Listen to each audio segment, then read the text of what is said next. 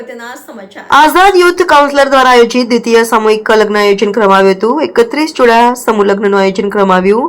ગાજરાવાડીમાં લક્ષ્મી મંદિરની બાજુમાં વડોદરા. તેમાં સમૂહ લગ્નમાં સર્વજ્ઞાતિના જોડાઓ હતા. તે ગુજરાત અને મહારાષ્ટ્ર, સુરત, આણંદ, અન્ય જિલ્લા અને વડોદરાના સમૂહ લગ્નનું આયોજન કરવામાં આવ્યું હતું. તેમાં કન્યાદાનમાં તિજોરી, બેટ, રસોડાની સામગ્રી જે કન્યાદાનના જરૂરી સામગ્રી હોય એ આપવામાં આવી હતી.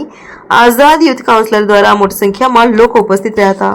આજરોજ ગાજરાવાડી મહાલક્ષ્મી મંદિર પાસે ગ્રાઉન્ડમાં આઝાદ યુથ કાઉન્સિલ દ્વારા વડોદરા શહેરમાં દ્વિતીય સમૂહ લગ્ન મહોત્સવનું આયોજન કરવામાં આવ્યું છે. તેમાં 31 જોડાએ ભાગ લીધો છે અને વડોદરા શહેરના તમામ ખૂણે ખૂણેથી વડોદરા જિલ્લામાંથી જોડાએ ભાગ લીધો છે. આમાં લગભગ સંખ્યા 12 થી 15,000ની છે. જોડાવા માટે શું શું વસ્તુનું આયોજન કરવામાં આવ્યું? જોડાવામાં અમારા દિલીપસિંહ બાપુ દ્વારા અનેક વસ્તુઓ ઘર વપરાશ માટે આપવામાં આવી, જેમ કે ટીવી છે, ફ્રીજ છે, ઘણી બધી વસ્તુઓ તમામ ઘર વપરાશમાં લાગે છે. સ્વયંસેવક છે વિપુલભાઈ. કેટલામું વર્ષ છે આ અમારું હાલમાં સ્વયંસેવક વિપુલભાઈ છે.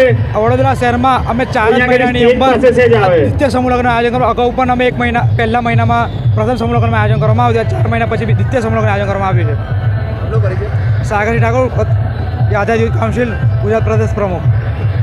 આજે તારીખ 24/5/2025ના રોજ આઝાદ યુથ કાઉન્સિલ દ્વારા ગાજરાવાડી ગણપતિ મંદિરની સામે મેદાનમાં ટોટલ 31 જોડાનું સમૂહ લગ્ન અમે રાખ્યું છે, જેમાં બધા જ જાતિના લોકો હાજર છે. કોઈ જાતિ પ્રમાણે અમે સમૂહ લગ્ન રાખ્યું નથી.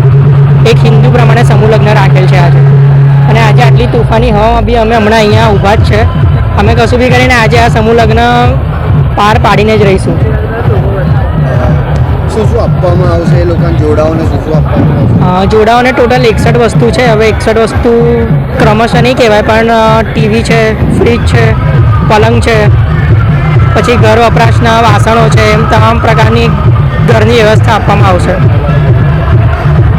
તમારું નામ? મારું નામ નીરવ સાઠે.